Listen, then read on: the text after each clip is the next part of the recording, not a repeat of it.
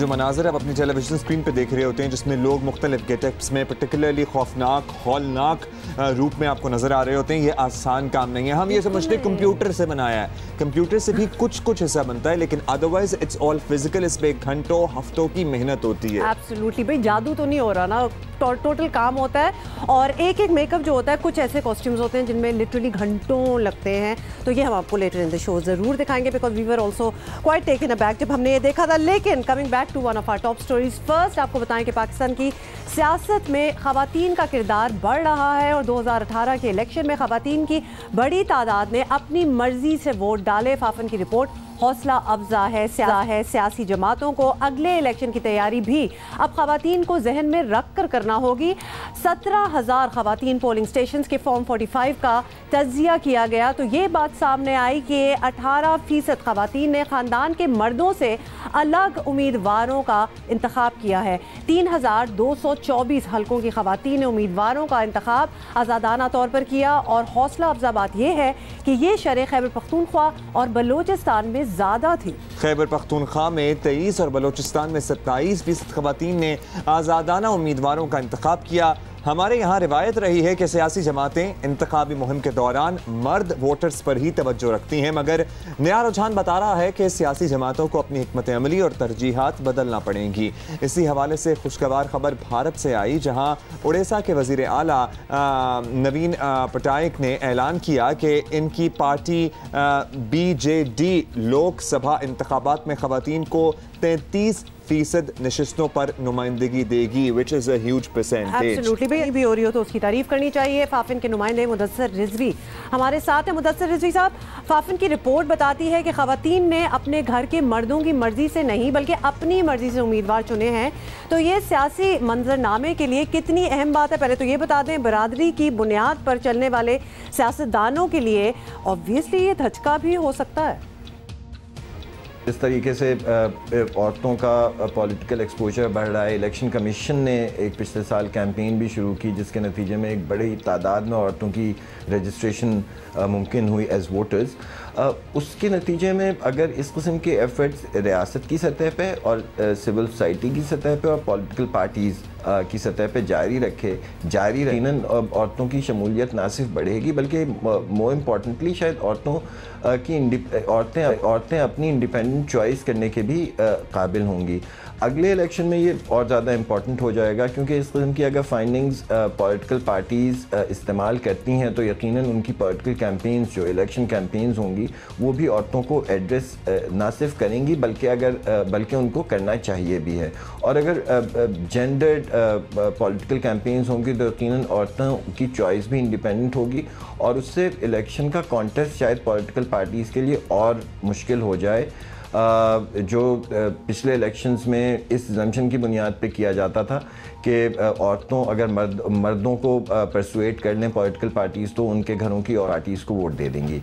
मुदस्सिर साहब, आप ये समझते हैं कि जो ट्रेंड है अब बढ़ेगा, अब पच जाएगा अगले पॉलिटिकल इलेक्शंस में, अगले जनरल इलेक्शंस में फिर पॉलिटिकल पार्टीज़ को और तवज्जो देनी होगी क्योंकि ख़वातीन अब अपनी मर्जी से ज़्यादा वोट करती नज़र आएंगी? अगर ये चीज़ स्टैब्लिश हो जाती है और औरतों की एक इंडिपेंडेंट चॉइस स्टैब्लिश हो जाती है और इसकी एक सियासी एक्सेप्टेंस भी आ जाती है कि औरतें अपनी choice on the merit of political party candidate करती हैं और करने की सलाहियत रखती हैं, तो ये जो एक पूरा फिनोमेना मुल्क में है कि औरतों को रोका जाता है वोट डालने से कई जगहों पे, उसका प्रिंसिपल ये होता है कि वो एक प्रिंसिपल ऑफ म्यूचुअल डिसएडवांटेज है कि दो पार्टियां या दो कैंडिडेट या चार कैंडिडेट ये फैसला कर लेते हैं कि औरतें वोट नहीं डालेंगी और इस अजम्पशन ये होती है कि अगर एक कैंडिडेट को वोट नहीं पड़ेगा तो उतना ही लॉस दूसरे कैंडिडेट को भी होगा क्योंकि मर्दों के और औरतों के वोट तकरीबन एक जैसे होते हैं। तो शायद जो औरतों पे पाबंदियां लगती हैं जो कि कम रह गई हैं, उस पर इलेक्शन कमीशन ने खासे एग्जेक्टिव किस्म के स्टेप्स भी लिए हैं 2018 के इलेक्शन से पहले। फिनोमेना और इसकी और कर्ब ये फिनोमेना होगा।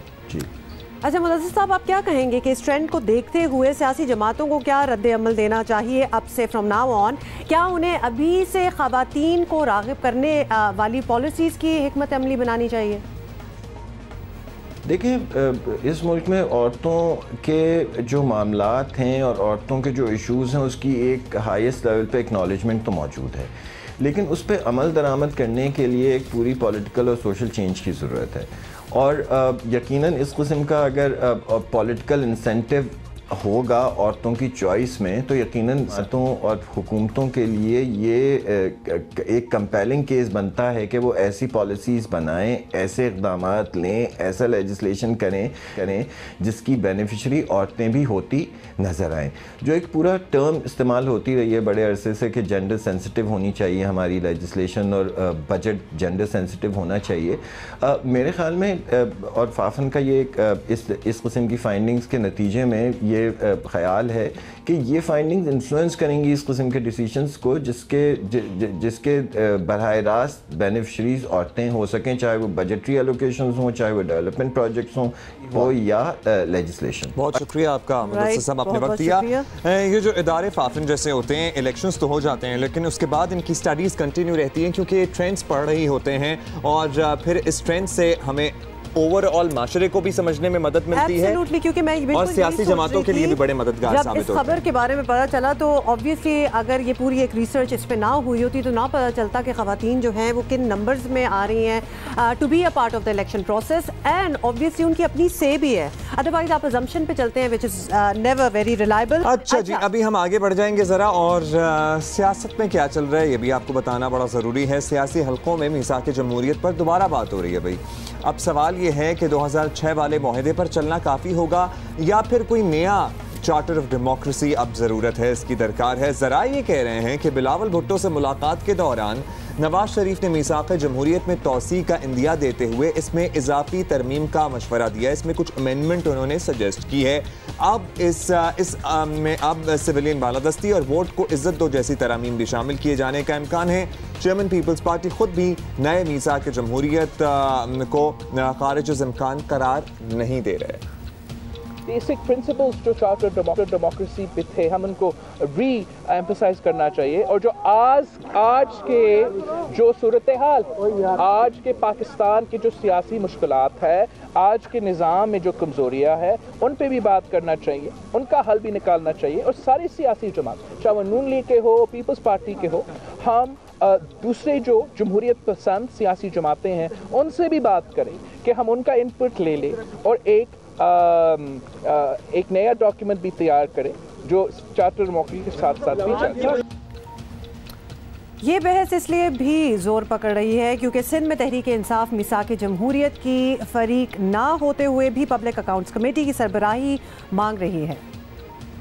अपोजिशन अपने इस मुतालबे पे कि हमें वो कुछ दिया जाए जो आपने नेशनल असेंबली में मांगा था, हम ये ऐलान कर रहे हैं कि हम एहतजाजन अगले 2 दिन तक इजलास में शरीक नहीं होंगे, कि पूरे सिंध को पता चले कि ये अपोजिशन क्यों ऐवान से बाहर है।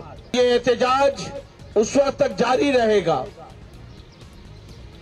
जब तक मुतालबात पूरे नहीं किए जाए। लेकिन इसके जवाब में वजीर आला सिंध कह रहे हैं कि पीटीआई मीसाक जमहूरियत पर दस्तखत कर दे और कमेटी की सरबराही ले ले। अफाम और तफहीम से हम कुछ चेयरमैनशिप्स उनको जैसे दे सकते, मैं अभी भी ऑफर करूंगा कि चेयरमैनशिप्स ले लें, लेकिन हम कॉम्पोजिशन नहीं चेंज करेंगे। पब्लिक अकाउंट्स कमेटी इसलिए नहीं देंगे कि तुम लोग चार्टर ऑफ डेमोक्रेसी के सेक्रेटरी नहीं हो। इमरान खान आके साइन करे चार्टर ऑफ डेमोक्रेसी, पीएसी देने के लिए तैयार है। आए पब्लिकली आके साइन करे, कहे मैं मानता हूं इस चार्टर ऑफ डेमोक्रेसी को जो शहीद मोहतरमा बेनज़ीर भुट्टो ने साइन किया था, ले लो पब्लिक अकाउंट्स कमेटी।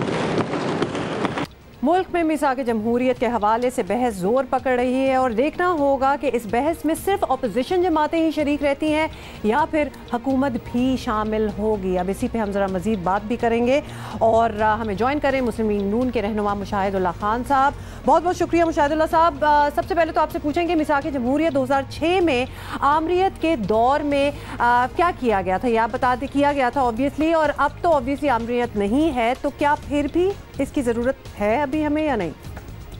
मुल्क को आगे ले जाने में तो तमाम पार्टियां यानी कि मुत्तफ़िक़ और मुत्तहिद होती हैं, लेकिन बाज़ औक़ात अपने सियासी मफादात को वो बालादस्त करके इस तरह के जो एजेंडे हैं वो पीछे रह जाते हैं, जिसकी वजह से मुल्क पीछे रह जाते हैं। लिहाजा पहले भी मिसाक हुआ था जब मोहतरमा बेनज़ीर भुट्टो साहिबा जो है पहले सऊदी अरब जद्दा जब मियाँ साहब जला वतन थे वहाँ गई थी, फिर वहाँ से जब वो लंदन आए हैं तो लंदन में 2005 में शायद आए थे और 2006 में मैं भी वहाँ पे इत्तेफाक से मौजूद था। तो मोहतरमा और मियाँ नवाज़ शरीफ का इसमें बहुत अहम मतलब के रोल था, और वो रोल जो है ये जो मिसाक होता है इसकी हमेशा से ज़रूरत रहती है। 2006 और 2019 बहुत सारे हालात पैदा हो ऐसे नए भी हुए हैं, कुछ चीज़ें तब्दील भी हो गई हैं, कुछ ज़रूरतें तब्दील हो गई हैं, तो इन सब को सामने रख के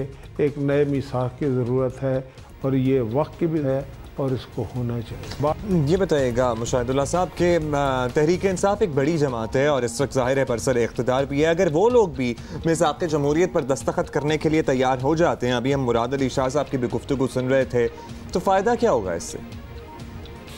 देखिए, पहली बात तो ये है कि तहरीक इंसाफ जो एक सियासी जमात ज़रूर है, बड़ी जमात होने से तो मुझे इख्तलाफ है, और जिस तरीके से वो बनाई गई है, जैसे उन्हें लाया गया इख्तिदार में बरसर इख्तिदार, ये एक अलग सब्जेक्ट है। लेकिन चीज़ ये है कि मेरी ज़ाती राय है कि तहरीक इंसाफ को भी इस मिसाक में शामिल होना चाहिए, और उनका बड़ा फ़ायदा है इसमें। इसलिए फ़ायदा है कि उन्होंने कुछ ऐसे काम किए हैं कि अगर वो काम उनके साथ कभी किसी ने कर दिए तो उनकी बर्दाश्त से बाहर होगा। बाकी पार्टियां तो चूँकि एक तवील अरसे से जद्दोजहद करती आ रही हैं, मारे खाती आ रही हैं, जेलों में जाती रही हैं, जला वतन होती रही हैं, फांसियों पे चढ़ती रही हैं, कत्ल होती रही हैं, ये पार्टी नई पार्टी, इसके साथ अभी कुछ भी नहीं हुआ।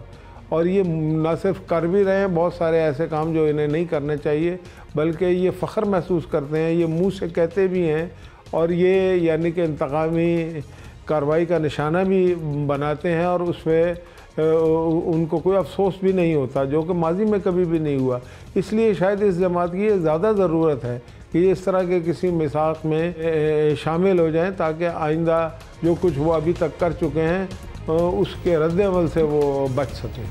राइट। अच्छा, फाइनली आप प्लीज़ हमें ये बता दें कि आपकी नज़र में अगर नया मिसाक जमहूरियत होता है तो इसमें क्या नई चीज़ें शामिल की जानी चाहिए? मैं ये समझता हूँ कि जो अपोजिशन में पार्टियां हैं वो भी, जो पार्लियामेंट में हैं वो भी, ये जो पीटीआई है ये भी, इन सब को कम से कम ये जो कुछ मतलब जो पुराना मिसाक जमहूरियत था वो, और उसमें ये मईशत का और दीगर चीज़ें भी उसमें हो सकती हैं कि किस तरीके से ये जमहूरियत का ढांचा जो है, मसलन अगर फ़र्ज़ करें कि निगरान हुकूमत बनने में कुछ मसाइल पैदा हुए हैं, या चीफ़ इलेक्शन कमिश्नर और कमिश्नर इलेक्शन कमीशन के मेंबरान बनाने में कोई मसाइल हैं, तो उनको दुरुस्त किया जा सकता है।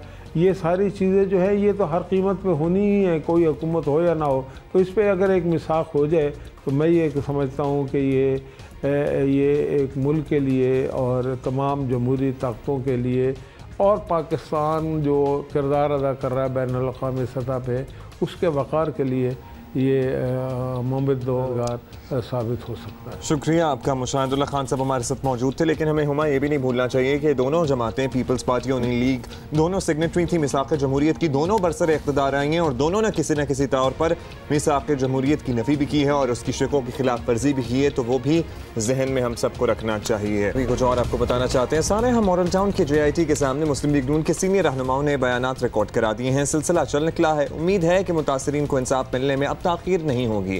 ख्वाजा आसिफ, परवेज़ रशीद और राना सनाउल्लाह ने बयान रिकॉर्ड करा दिए हैं, जबकि शहबाज शरीफ ने वकील के जरिए अपना बयान JIT हुक्काम को भिजवाया है। मुस्लिम लीग नून निसाने हम मॉडल टाउन की तहकीकात के लिए बनने वाली JIT की कानूनी हैसियत को चैलेंज कर दिया है।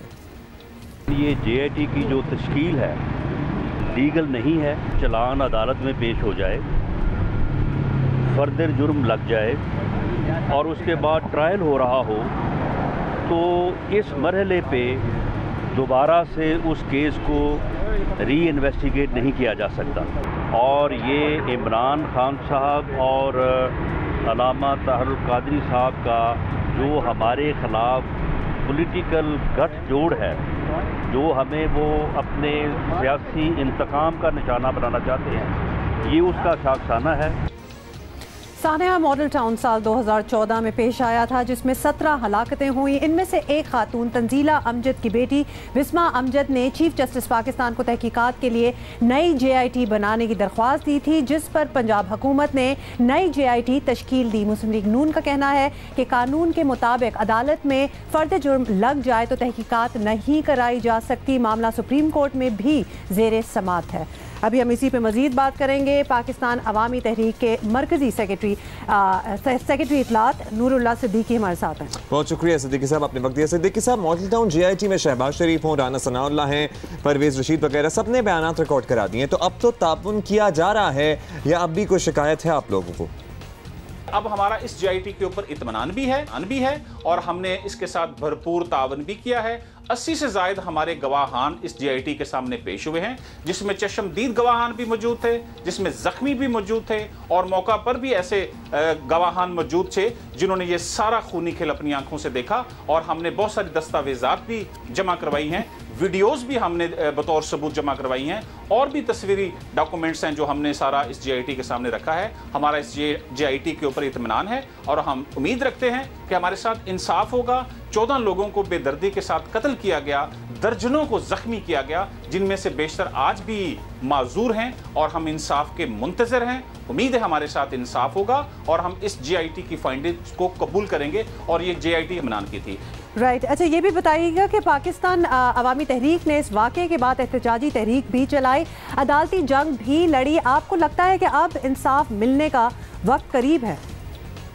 सुप्रीम कोर्ट ने हमारी बात सुनी और फिर तमाम फ्रीकैन को बुलाया और उसके बाद लार्जर बेंच ने यह फैसला किया कि असर नौ तफ्तीश के हवाले से पंजाब हुकूमत का मौक़िफ़ लिया जाए। पंजाब हुकूमत ने अपना मौक़िफ़ दिया कि हम इंसाफ चाहते हैं और हमें गैर जानबदार JIT बनाने में कोई हर्ज नहीं है। यहाँ पर फिर मैं एक बात करूँगा कि राना सनाउल्लाह ने कल मीडिया से बातचीत करते हुए कहा है कि ये डॉक्टर तहरुल कादरी और इमरान खान का गठजोड़ के नतीजे में ये JIT बनी है। मैं समझता हूँ कि ये सुप्रीम कोर्ट के फैसले की तौहीन है, लार्जर बेंच की तौहीन है और सुप्रीम कोर्ट के चीफ जस्टिस से हम दरखास्त करेंगे कि वो राना सनाउल्लाह के इस बयान का नोटिस लें, तौहीन अदालत के। बहुत शुक्रिया आपका नूरुल्लाह सिद्दीकी, आपने वक्त दिया। अच्छा, बड़ी खुशी हो रही है कि बड़ी दुनिया पाकिस्तान आ रही है। पहले वो एक होता था ना, वो खौफ नहीं आ रहा तो हमारा नाश्ता नहीं आ रहा। अच्छा, अब्दुल्ला को पिछले घंटे से आज इतनी भूख लगी हुई है। अब्दुल्ला सुबह नाश्ता नहीं किया? नहीं, मैं आपको बताता हूँ, जरा बेगम होती थी ना तो एहतमाम के साथ नाश्ता बेगम होती थी तो किधर गई है बेगम? आजकल जरा अपनी अम्मी के घर गई हुई है तो जरा आज नहीं नाश्ता मिला, तो खुद ही किया था, खुद ही किया था कॉर्नफ्लेक्स और दूध डाल के, लेके इतना मजा नहीं आया। बाय द वे अपना नाश्ता खुद बना, नाश्ता खुद नहीं बना सकते? अपना नाश्ता खुद बना। ये पोस्टर टाइप लोग यही हैं जो अपना नाश्ता भी नहीं बना सकते। बहुत बुरी बात है अब्दुल्ला, प्लीज यहाँ तो ना कहते। नहीं, मैंने दूध गर्म किया, उसमें वो सीरियल डाला और उसके बाद वो खा लिया, लेकिन उससे जरा कुछ हुआ नहीं। कितना बड़ा काम किया है। अच्छा, बाय द वे हमारे प्रोड्यूसर है, one of our team members, उन्होंने चाय बनाई, इरफान उनका नाम है, चाय बनाई और फिर इतना कारनामा अंजाम था चाय बनाना कि उसको ट्वीट किया गया, उसकी तस्वीर ली गई, उसको दिखाया गया दुनिया को कि मैंने अपनी चाय बनाई है। मैं तो पूरा आधा काम भी कर लेता हूँ। मतलब चाय बनाई, मतलब ऐसे कि जैसे कि निहारी पाए बना ली आपने चाय ही बनाई है। बट बात ये नहीं थी, बात ये थी कि पाकिस्तान में बड़े बड़े स्पोर्ट्स लेजेंड्स आ रहे हैं और एक और फुटबॉल शायकीन के लिए अच्छी खबर है। FC बार्सिलोना और स्पेन के लेजेंडरी फुटबॉलर हैं कार्लोस पियोल, ये पाकिस्तान आ रहे हैं। 16 मार्च को पहुंचेंगे और 17 को मेरा ख्याल है PSL का फाइनल भी है, तो वो भी देखना। हाँ, and he is very excited about the PSL also, तो लिहाजा उन्होंने कहा कि मैं वो भी देखूंगा और वो आ रहे हैं। Obviously he is coming here to promote the game. लेकिन क्या जबरदस्त बात है, जो कि मैं पहले कह रही थी कि अब कोई इस तरह ये नहीं सोचता कि जी इस मुल्क जाना चाहिए, जाए या ना जाए, whether we should go to even this region, जरूर आए। जबरदस्त चीज़ हमने आपको दिखानी है। वैसे आपको अगर सोशल मीडिया फॉलो कर रहे हैं तो ट्रैश टैग के नाम से एक चैलेंज भी आजकल निकला हुआ है, जिसमें जो खूबसूरत जगह, खूबसूरत ना भी हो, जो जगह गंदी हैं, जहाँ पर कचरा है, प्लास्टिक की बोतलें हैं, शॉपिंग बैग्स हैं, उससे अटी हुई जगह जो है वहाँ लोग अपनी मदद आपके तहत क्लीन कर रहे हैं, साफ कर रहे हैं और उसके बाद बिफोर एंड आफ्टर की पिक्चर्स अपलोड करके उसे हैशटैग ट्रैश टैग चैलेंज के साथ ये हुई ना बात कि अगर आपने कुछ चीज़ अपलोड करनी है, कोई तस्वीरें, मतलब इंस्टेड कि आप अपनी सेल्फीज लगाएं, जो कि लगा लें, इसमें भी कोई बुराई नहीं है, तो कोई कारनामा अंजाम देना, कुछ करके फिर आप उसको लगाएं एंड ऑफ कोर्स एक्सपेक्ट के लोग तारीफ करेंगे आपके काम की। सो डू दैट, बहुत अच्छी बात है। क्या ट्रैश टैग हैशटैग होता है ना, जैसे इसी तरह ट्रैश टैग कह दिया गया है। If you are doing it here in Karachi और एक्चुअली तो फिर आपको ज्यादा ढूंढना भी नहीं पड़ेगा कि कहाँ मैं देखूं, कहाँ ट्रैश है, हर जगह ही ट्रैश है, तो you can actually find a spot for yourself. अच्छा जी, अब ये क्लीनिंग और ये सब्ज़े और ग्रीनरी की बात हो रही है, तो वादी सुआत अपने कुदरती हुस्न की वजह से सयाहों की पसंदीदा जगह है, मगर जाहिर है जब ज़्यादा लोग जाते हैं तो गंद भी उतना ही पड़ता है। और मुल्क के दीगर शहरों की तरह सवात भी जंगलात की कटाई से इसके कुदरती हुस्न मांद पड़ रहे हैं, खतरात लाक हो रहे हैं इसको। और इस सूरत हाल से निपटने के लिए अब कौन मैदान में आया है? ये तो बेस्ट ही हुआ है, वैसे खवातीन मैदान में आ गई हैं सवात की। तो लिहाजा आपको जल्दी से बता दें कि सवात की खवातीन ने सैलाब के खतरात को कम करने, आलूदगी से बचने और वादी के हुस्न में इजाफे के लिए शजरकारी मुहिम का आगाज़ कर दिया है। And this is all taken up by the women. ठीक है, तो ये सबसे बड़ी बात है इसमें। और ख़वातीन ने वादी के मर्द और बच्चों से भी दरख्वास्त की है कि वो घरों से निकले और मौसम बहार की शजरकारी मुहिम में उनका साथ दें। I love it. देखिए ये सीजन होता है ना, आप समझ आ रही हैं, जो भी फूल बूटे पौधे लगाए जाएंगे जाहिर है वो हरे भरे होंगे, फले फूलेंगे, ताकि सवात को पहले जैसा सरसब्ज़ो शादाब बनाया जा सके। और अखरोट के बाग, अखरोट के दरख्त, खूबसूरत है। मतलब अखरोट के बाग, देखें ये ओनरशिप होती है कि आप you belong to that area and you want कि ये उसी तरह हसीन रहे जिस तरह हमें याद है। तो लिहाजा बाकी जो शहर हैं जो शायद इतने खूबसूरत और इतने ग्रीन नहीं है, तो उनको भी लोगों को, शहरियों को ओनरशिप लेनी है। And of course we are talking about Karachi also. अच्छा जी, अभी हम आगे बढ़ जाएंगे। हाँ, कराची में तो प्लीज कुछ ना करें, सिर्फ समंदर ही साफ हो जाए ना हमारा, तो क्या ही बात है, क्या ही बात हो जाएगी। तो आते हैं लोग, वरना अच्छा जी, वायलेंस अगेंस्ट विमेन सेंटर को बचाना है, विमेन ऑन व्हील्स मंसूबे को आगे बढ़ाना है, मुल्क में खवातीन के हकूक का सवाल है। कल हमने विमेन व्हील से फ़ायदा उठाने वाली लाहौर की राहिला कैसर से जिक्र किया था, उनसे मुलाकात भी कराई थी आपकी। और आज बात करेंगे कराची की मनाहिल की, जो ऑनलाइन बाइक सर्विस से ना सिर्फ फ़ायदा उठाती हैं बल्कि उन्होंने दूसरी लड़कियों की हौसला अफजाई के लिए अपनी बाइक राइड की वीडियो सोशल मीडिया पर पोस्ट भी की और बड़ी वायरल हो रही है, लोगों को हौसला भी मिल रहा है। क्या ज़बरदस्त लग रही है। वैसे तो हमारे साथ भी बैठी हुई है, तो जल्दी से आपको मिला ही देते हैं। Minahil Baloch is, thank you so much Minahil for coming here. कितनी प्यारी आपने वीडियो, मतलब कैसे सोचा कि चलो मैं बैठ तो गई हूँ इस पे, तो इसको अब मैं इसको रिकॉर्ड करूँ? मैंने सोचा इस तरह से कि मेरे अपने जो दोस्त हैं, जब मैं उनसे जिक्र करती थी कि मैं बाइक राइड लेती हूँ, तो वो कहती थी कि क्या चीज़ है, मतलब मैंने तो कभी नहीं देखा कभी लड़कियों को करीब बाइक्स या ऑनलाइन राइड सर्विसेज लेते हुए। तो मैंने सोचा कि लड़कियों की हौसला अफजाई के लिए मैं एक वीडियो पोस्ट करूं कि it's okay, like women should own public spaces and हमारा हक है। मतलब अगर हमारे लिए सहूलत है, मतलब हमारे लिए अगर सस्ता पड़ता है, देन जो बाइक राइड्स सस्ती पड़ती है, तो अच्छा मिनाहिल और हुमा, आप भी अगर आप वही ऑनलाइन गाड़ी बुक करें किसी एक जगह से दूसरी जगह जाने के लिए, या फिर ऑनलाइन बाइक, अब तमाम जो ऑनलाइन ये कम्यूटिंग एप्स हैं इसमें ऑनलाइन बाइक की सहूलत मौजूद है। तो अगर आप बाइक लेंगे तो ऑब्वियसली वो आधी कीमत का फर्क पड़ जाता है। एंड ऑल्सो ये सारी सर्विसेज सारों के लिए है, तो लड़की हो या लड़का हो या व्हाटएवर, अब लड़कियां खुद उसको यूटिलाइज नहीं करी तो दैट इज देयर प्रॉब्लम ना। तो लिहाजा टेक अप ऑन इट और ज़रूर करें। बहुत अच्छा आपने किया। तो मतलब ये बताने के लिए ही स्टार्ट किया कि चलो मैं bike and then I can also empower other women. मैं काफ़ी टाइम से लाइक बाइक राइड यूज़ कर रही थी, but then video as an influencer मैंने कहा पोस्ट करती हूँ ताकि लोग देखें कि थोड़े इंस्पायर हो। And I have seen women जो इंस्पायर हुई हैं इस बाइक राइड वीडियो से, एंड वो जो है इस्तेमाल करें। मगर जब आप कर रही थी तो ऑब्वियसली आपकी कॉलेज में दोस्त हैं और किसी ने तो कहा होगा कि यार पता नहीं एक अजनबी के साथ इस तरह बाइक के पीछे बैठ जाना तो फिर मसला भी हो सकता है। I believe that they are doing their job, मतलब जो कई यहाँ कैप्टन्स वगैरह होते हैं, they are doing their job, मतलब वो अपने और वो सारी नेविगेशन ट्रैक हो रही होती है। एग्जैक्टली। तो मतलब अगर हम इतना अगर वो बाइक अनसेफ है तो कार भी अनसेफ है। हाँ, दैट इज वेरी, बहुत आपने स्मार्ट बात की है। अच्छा, अब ये घिसा पिटा सवाल है, but we'll still ask you because ये प्रॉब्लम होती है हर जगह। घर वाले मतलब they are okay with it? घर वाले तो बहुत सपोर्टिव है, like they are very supportive, but एक कहा कि थोड़ा सा अपनी सेफ्टी का ख्याल रखना, बाकी if it's easy for you then you should go for. अच्छा, दूसरा अब एक और पहलू, बाइक वाले खुद होते हैं कि मतलब हम आ तो गए हैं लेने, लेकिन आप बैठ जाएंगे हमारे साथ? अक्सर मतलब लाइक मुझे कॉल करके अक्सर जब मतलब पूछते रहे ये वो, तो अक्सर पूछते हैं कि आप नहीं जाना है। हाँ। मतलब आपने गलती से तो बाइक राइड बुक नहीं की? मैंने कहा नहीं भाई, मैंने ही जाना है। हाउ लवली इज दैट, बहुत ही जबरदस्त बात है। हमें बड़ा पॉकेट, इट्स कन्वीनियंट। और बाइक पे आपको पता है कि किसी भी जगह पहुंचने में टाइम भी कम लगता है, हाँ। क्योंकि इधर उधर से गुजर जाते हैं ना। आई एम सो हैप्पी कि माशाल्लाह आपके सारे एक्सपीरियंसेस अच्छे रहे और आप एम्पावर कर रही हैं बाकियों को, और आपकी बाकी किसी और फ्रेंड ने इन्फ्लुएंस होके किया? देखा देखी की है, बहुत लड़कियों ने किया है। जबरदस्त। और जो लड़के फ्रेंड्स होते हैं जैसे यूनिवर्सिटी वगैरह में, एवरीबडी इज देयर, तो they are also okay with it कि ठीक है ये आ रही है तो that's fine. They are okay with it and I have travelled with them as well on bikes. तो उनको भी ओके कर दिया है मैंने। बेस्ट ही हो गया भाई, जो चीज़ आप अपने खुद करके प्रैक्टिकली दिखा सकते हैं ना, मैंने बोलना एक चीज़ है लेकिन practically to do it and to prove that it's okay is okay. Thank you Manahil, thank you so much Manahil for coming here. Glad कि आपने ये भी सोचा कि आप वीडियो बनाएं और दूसरों को इन्फ्लुएंस करें, और देखिए होपफुली आपकी इस गुफ्तगू से भी लोग इन्फ्लुएंस हो रहे होंगे। तो भाई एक सहूलत तो मौजूद है, अब ये खवातीन पे या फिर किसी भी इंडिविजुअल पे इन्हिसार है कि वो उसका इस्तेमाल करता है नहीं करता। करेंगे तो सारे लोग वैसे नॉर्मलाइज होना शुरू हो जाएंगे आहिस्ता आहिस्ता। That is so true. और मुझे इतनी खुशी होती है ना कि जब young people, young girls, young boys are coming and they are actually experiencing it themselves, खुद एक्सपीरियंस करके आप जो बता सकते हैं उसकी बात ही कुछ और है। अच्छा, we need to move on, बहुत सी और बातें करनी है। आपको बताएं कि मारूफ समाजी तंजीम थॉमसन रॉयटर्स फाउंडेशन ने अपनी एक ताज़ा तहकीकी रिपोर्ट की है उन्होंने, और उसमें ऐसे 10 ममालिक की फहरिस्त जारी की है जहाँ पर ख़वातीन को सबसे ज़्यादा बुरे हालात का सामना है, और इन ममालिक में सबसे पहला नंबर किसका है? भारत का। No points for guessing। और जबकि अफगानिस्तान दूसरे और सीरिया तीसरे नंबर पर है।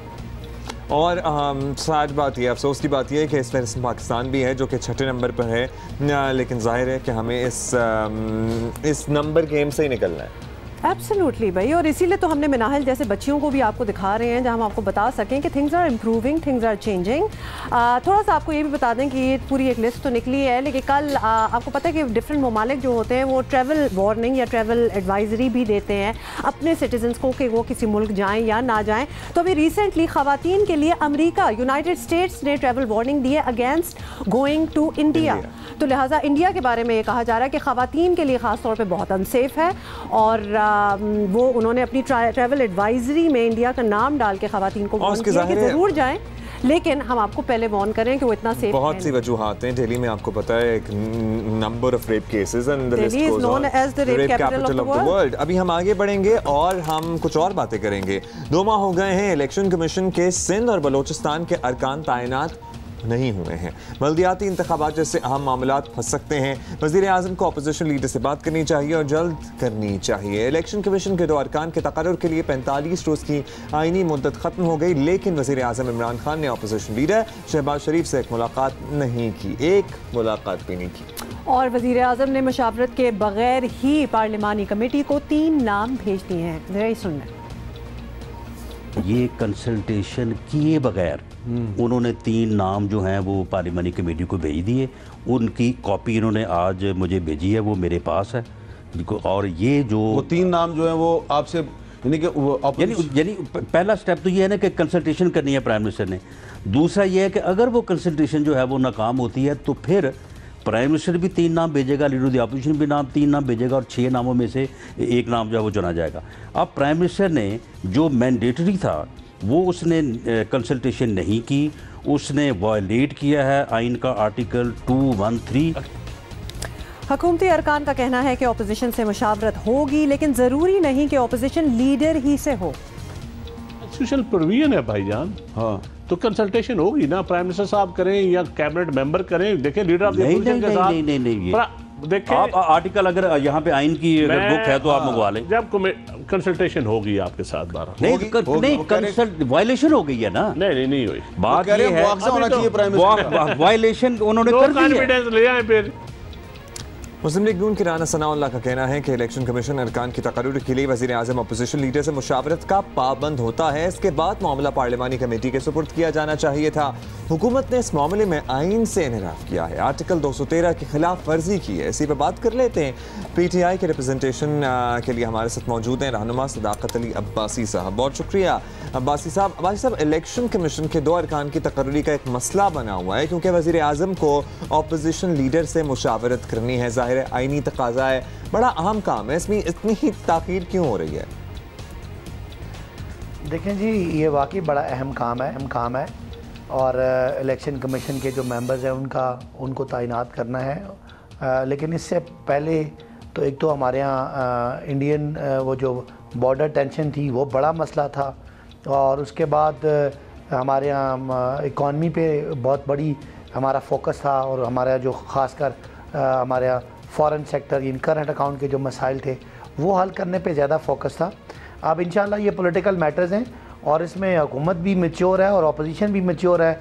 हमारे जिन इश्यूज़ पे हमने इत्तेफाक करना होता है इत्तेफाक करते हैं, जिन इश्यूज़ पे इख्तलाफ है उन पे इख्तलाफ होता है। मुल्क के अंदर गवर्नेंस पे, मुल्क के अंदर अकाउंटेबिलिटी के प्रोसेस पे हमारे इख्तलाफात हैं, उन इख्तलाफात पे इस करके बात करेंगे तो ये आपकी अपनी असम्पशन है। सदाकत साहब, आप मेचोरिटी की बात कर रहे हैं, लेकिन अगर इलेक्शन कमीशन अरकान की तकर्रुरी में ताख़ीर से बल्दियाती इंतखाबात के इंतज़ाम में कुछ मसला हुआ तो ज़िम्मेदार वज़ीर आज़म को ही समझा जाएगा। इमरान खान साहब के लिए ये सूरत हाल काबिल कबूल है? इलेक्शन जो बल्दियाती इलेक्शन होना है इस साल के आखिर में या अगले साल के शुरू में, तो उसके लिए हमें एक वाइब्रेंट इलेक्शन कमीशन और उसके मेंबर्स और उनके सारा सेटअप चाहिए।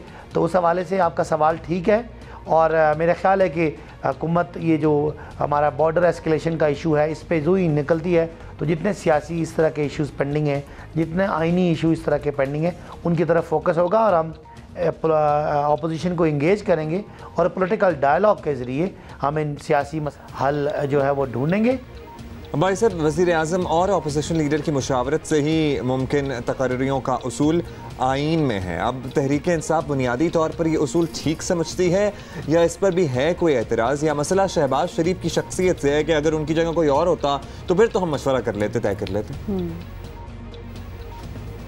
नहीं, देखें, दो तरीके हैं, ठीक है या सही नहीं है वो एक अलग बात है। अगर वो तहरीक इंसाफ के मुताबिक वो कानून सही नहीं है तो क्या हम उस कानून में तरमीम कर सकते हैं? तो उसका जवाब होगा नहीं। लिहाजा जहाँ जहाँ आइनी रुकावटें हैं, जहाँ जहाँ आइनी कदगने हैं, वहाँ पे हमें स्टेप डाउन करके, स्टेप डाउन मतलब कि अपने आप को कॉम्प्रोमाइज़ करके, अपना एक स्टेप बैक करके, तो हमें उनको इंगेज करेंगे और उसमें मुल्क के मफाद के लिए, जमहूरियत के मफाद के लिए, इदारों की मजबूती के लिए, आवाम में इक़्तिदार को नीचे डिवॉल्व करने के लिए हमें जहाँ भी कॉम्प्रोमाइज़ करना पड़ेगा करेंगे। अगर कभी किसी वक्त किसी कानून पे हुकूमत और अपोजिशन दोनों राज, तो वो कानून ख़त्म भी हो जाए।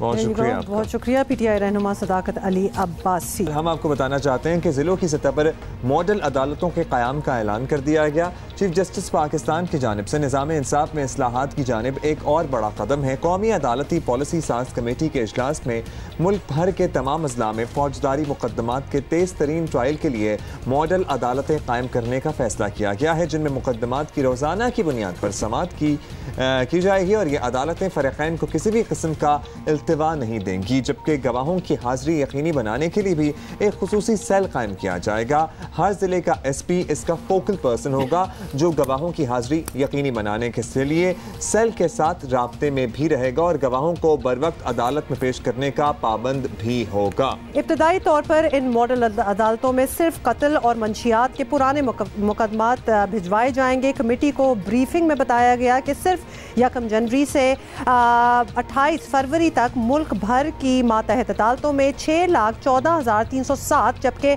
हाई कोर्ट्स में 47,029 फौजदारी मुकदमात दायर हुए। चीफ जस्टिस आसिफ सईद खोसा की जानिब से मुकदमात बर वक्त निपटाए जाने की तरफ ये एक और अहम कदम है, जो कि इससे कबल वीडियो लिंक के ज़रिए समाज जैसे इक़दाम उठा चुके हैं और दैट इज़ गुड। एटलीस्ट कोई नई चीज़ें सोची तो जा रही हैं, वरना तो इस तरफ रुझान ही नहीं था किसी का।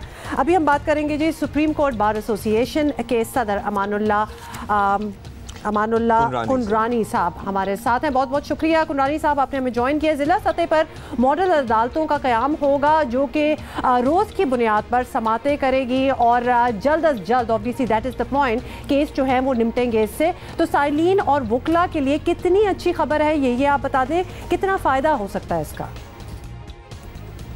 मैं समझता हूँ एक बहुत बड़ा इनकलाबी कदम होगा। अल्लाह करे इस पर अमल भी हो और इस पर हमारी अदलिया और इंतज़ामिया और मुकन्ना दिलजमी के साथ इस पर अमल करें।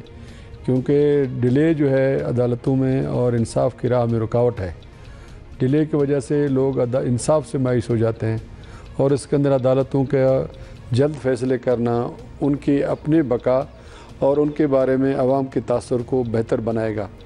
इसलिए मैं समझता हूँ कि ये जल्द समाअत का जो फ़ैसला किया गया है ये बहुत ही अच्छा है। और इससे पहले बहुत पहले ये सिस्टम राइज रहा है कि एक दफ़ा एक मुकदमा आ जाए तो पहले उस मुकदमे का फ़ैसला किया जाए तब दूसरा मुकदमा शुरू किया जाए। यहाँ सारे मुकदमा इकट्ठे शुरू होते हैं, बाद औक़ात जो नए मुकदमा आते हैं वो जल्द फैसला हो जाते हैं और पुराने मुकदमा चलते रहते हैं किसी न किसी वजह से।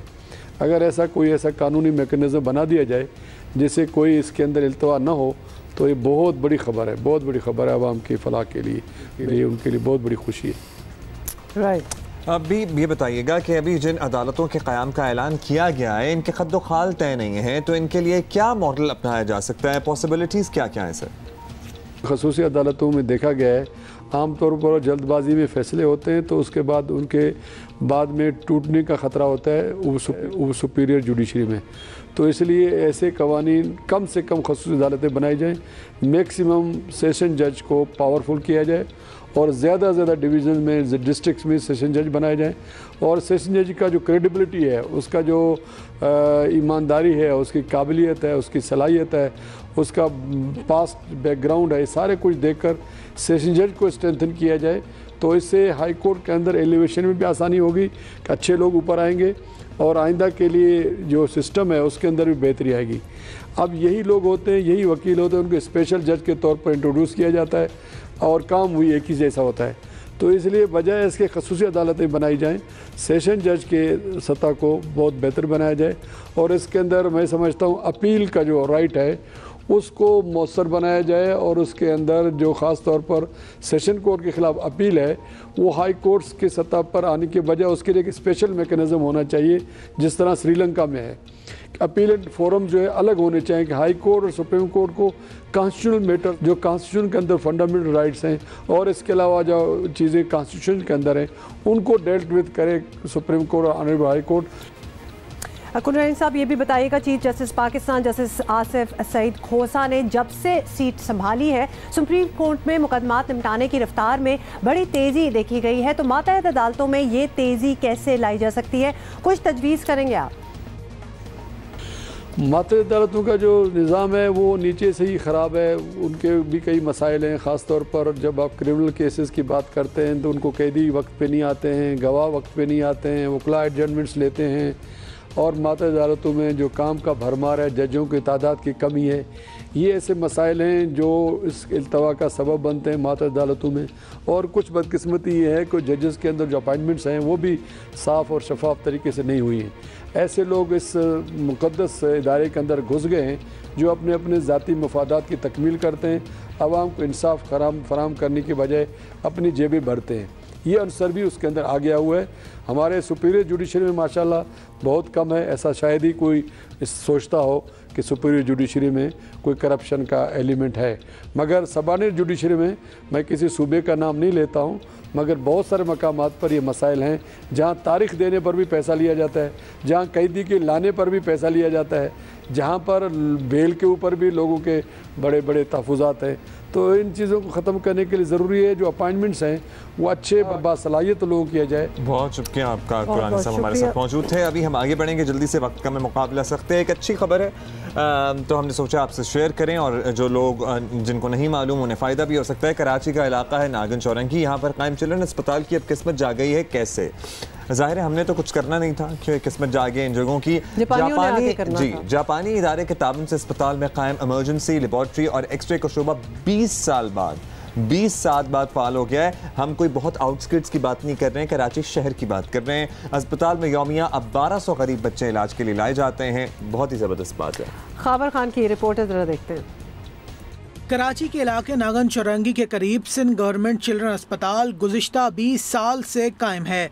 200 से ज़ायद बिस्तरों का ये अस्पताल बना तो दिया गया था, मगर मतलूबा सहूलतें ना होने के सबब इसका होना ना होना बराबर था। लेकिन फिर जापान इंटरनेशनल कॉरपोरेशन एजेंसी ने अस्पताल के लिए नई बिल्डिंग बनाई और मतलूबा आलात भी फराहम किए, जिसके बाद महकमा सेहत ने पब्लिक प्राइवेट पार्टनरशिप के तहत अस्पताल को चलाने का फैसला किया। अच्छी बात यह है कि अब अस्पताल में शोबा हादसात, लेबॉर्ट्री और एक्सरे को 24 घंटों के लिए फाल कर दिया गया है। इसका एक वार्ड चलता था, माशाल्लाह इसके तीनों वार्ड फंक्शनल है। एक सर्जिकल यूनिट, दोनों मेडिकल यूनिट, NICU, PICU, 24 घंटे इमरजेंसी चल रही है। अब 24 आवर हम अल्ट्रासाउंड, एक्सरे और लेबॉर्ट्री भी कर रहे हैं और नियर फ्यूचर में हम एक और सर्जिकल वार्ड बनाने जा रहे हैं और साथ साथ इवनिंग और नाइट में हम अपना स्टाफ एक्सटेंड कर रहे हैं। थिएटर का जो 24 घंटे हमारा ऑपरेशन थिएटर भी फंक्शनल हो जाएगा। अस्पताल में 24 घंटे तिब्बी सहूलतों की फरहमी से एतराफ़ की आबादी खासी मुतमईन है। इससे पहले अस्पताल दोपहर 2 बजे के बाद बंद हो जाता था। सहूलियात अगर बहुत अच्छी हैं, आप हॉस्पिटल खुद देख सकते हैं कितनी सफाई है यहाँ पर। अच्छे डॉक्टर्स हैं, इमरजेंसी में बहुत अच्छे से देख रहे हैं। और मेरे पोते दाखिल हैं, उनका हर्निया का ऑपरेशन है, सब कुछ ही है। अस्पताल में नियोनेटल यूनिट और नर्सरी भी मौजूद है, जहां नौमौलूद बच्चों की जिंदगियां महफूज बनाने के लिए अमला हर वक्त मौजूद रहता है। अस्पताल में यौमिया 1200 के लगभग बच्चों को इलाज के लिए लाया जा रहा है। 200 से ज़ायद बिस्तरों पर मुश्तमिल सूबा सिंध का दूसरा बड़ा सरकारी बच्चों का अस्पताल इस वक्त 24 घंटे इमरजेंसी, लैब्स और एक्सरे की सहूलत फराहम कर रहा है, जिसका बुनियादी मकसद यही है कि बच्चों को बर वक्त भी सहूलत मैसर आ सके। कैमरामैन अदनान हैदर के साथ Khawar Khan, Geo News, Karachi. Excellent, to be very honest, I'm thoroughly impressed कि ये एक सरकारी अस्पताल है। अगर करना चाहे ना तो सब कुछ हो सकता है, बस विल होनी चाहिए, इनिशिएटिव होना चाहिए। क्या नहीं कर सकते हैं हम लोग? एब्सोल्युटली। और कितनी चीज़ें लोग मदद को भी आए हैं, इतने मुल्क हमारी मदद को भी आए हैं, आके ये चीज़ें सेटअप भी की हैं, लेकिन विल नहीं थी ना तो हमने उनको मेंटेन करते रहे बस। अभी हम आपको बताना चाहते हैं कि सिंध में सारिफीन को अब चीज़ों के सरकारी निर्ख मालूम ना होने की शिकायत नहीं रहेगी। ज़बरदस्त हो गया। आपको पता है किस तरह? कराची में सरकारी प्राइस लिस्ट ऐप मुतारिफ करवा दी गई है। अब दुकानदार से लिस्ट मांगने की ज़रूरत नहीं है और जेब से फ़ोन निकालें और ख़ुद सरकारी कीमत देख लें आप। और ऐप का नाम है जी कराची प्राइस लिस्ट। बड़ा ही आसानी से आपको मिल भी जाएगा, जिसे प्ले स्टोर पर आप जो है वो डाउनलोड कर सकते हैं और शहरी ऑनलाइन शिकायत भी दर्ज कर सकेंगे। और कमिश्नर कराची इफ्तिखार शालवानी ने तमाम डिप्टी कमिश्नर्स को हिदायत की है कि वो ऐप से मुतालिक शहरियों में आगाही पैदा करें, आगाही फैलाएं। और वैसे सरकारी लिस्ट पहले भी दुकानों पर लगी होती है, लेकिन असल मसला तो इस पर अमल करना है। तो आप बड़े आराम से चेक कर सकते हैं, हम आपको दिखा भी रहे हैं। एंड अगर वो इसके मुताबिक ना दें तो you have something to show them. Commissioner Karachi Iftikhar Shilwani से बात करेंगे इसी सिलसिले में। बहुत शुक्रिया शिलवानी साहब, आपने वक्त दिया। बताइएगा कराची प्राइस लिस्ट की एप्लीकेशन की ज़रूरत क्यों महसूस हुई? जाहिर है कि बड़ा वैसे इनोवेटिव आइडिया और ऐसा होना चाहिए, आपने कैसे सोचा कि होना ही चाहिए? देखिए जी, कराची में आपको मालूम है इतनी ज़्यादा सुपर मार्केट्स हैं, इतने ज़्यादा बाज़ार्स हैं, इतनी ज़्यादा दुकानें हैं जो सब्ज़ी, गोश्त और हर चीज़, अंडे वगैरह बेचती हैं। अब इनमें कोई यूनिफॉर्मिटी नहीं है। एक पुराना ज़माना का हिसाब चल रहा था कि एक लिस्ट प्रिंट होती थी कमिश्नर ऑफिस से, वो DC ऑफिस जाती थी, उसकी फ़ोटो कॉपीज़ होती थी। हमने इसको अब टेक्नोलॉजी का फ़ायदा उठाया है और अब ये किया है कि एक ऐप बना दिया है। ऐप के अंदर एकदम कॉन्स्टेंटली, माशाल्लाह आप सबके पास ही तकरीबन स्मार्टफ़ोन है, ख़ासतौर पे हम घरों में हाउसवाइफ्स वगैरह हैं वो भी स्मार्टफ़ोन इस्तेमाल करती हैं, तो हर इंफॉर्मेशन उन्हें मिल जाएगी उस ऐप के। और उस ऐप की वजह से फिर they will be able to do any shopping. और वो अगर कोई दुकानदार अगर कोई 200 की चीज़ है और कोई 250 में उन्हें बेचेगा तो उस वक्त उसको ऐप टेलीफोन पे देख के जी ये चीज़ गलत। अच्छा, ये तो अच्छी बात हो गई। ये भी बताइएगा, और ये बड़ी इंपॉर्टेंट बात है फॉर कस्टमर्स एंड कंज्यूमर्स, कि बताया गया है कि इस ऐप के ज़रिए शिकायत भी दर्ज कराई जा सकती हैं। तो ये शिकायत किस नौयत की होंगी ये भी बता दें, और इन पर किस तरह की कार्रवाई हो सकती है?